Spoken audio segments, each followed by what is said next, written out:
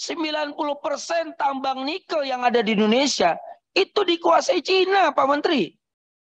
Dikuasai Cina. Bahkan ini benar atau tidaknya, pajaknya pun itu dibebaskan 30% atas pembebanan pajaknya. Ini kebijakan-kebijakan yang aneh. Yang ada sebuah kebijakan-kebijakan yang aneh, sampai ke pajak pun bisa dikurangi 30% dari hasil tambang yang dilakukan oleh perusahaan-perusahaan Cina.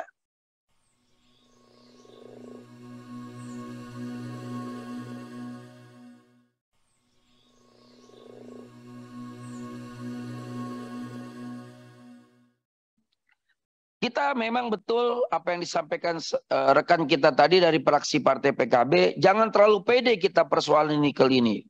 Kenapa? Penggunaan litium itulah yang paling utama yang harus kita pikirkan, Pak Menteri.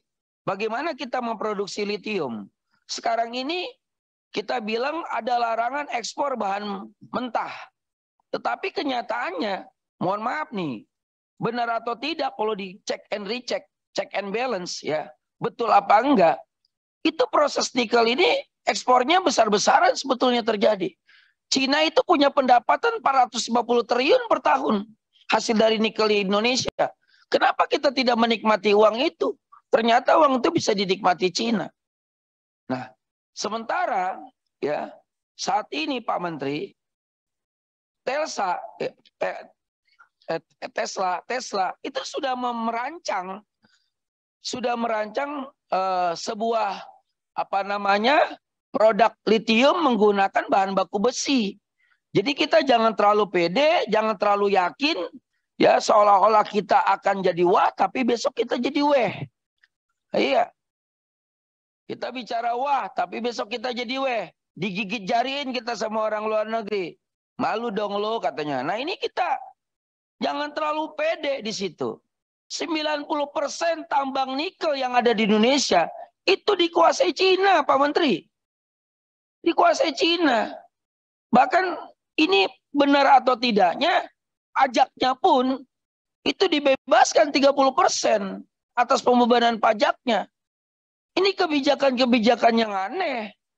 Yang ada sebuah kebijakan-kebijakan yang aneh, sampai ke pajak pun bisa dikurangi 30% dari hasil tambang yang dilakukan oleh perusahaan-perusahaan Cina. Nah ini kan sebuah konsumsi publik hari ini. Sementara perusahaan-perusahaan lokal, perusahaan-perusahaan pribumi itu banyak tersingkirkan sekarang. Izin-izinnya dicabut. Izin-izin mereka banyak dicabut. Coba Pak Menteri perhatikan juga. Pengusaha-pengusaha lokal kita. Jangan kita mati di lubung padi.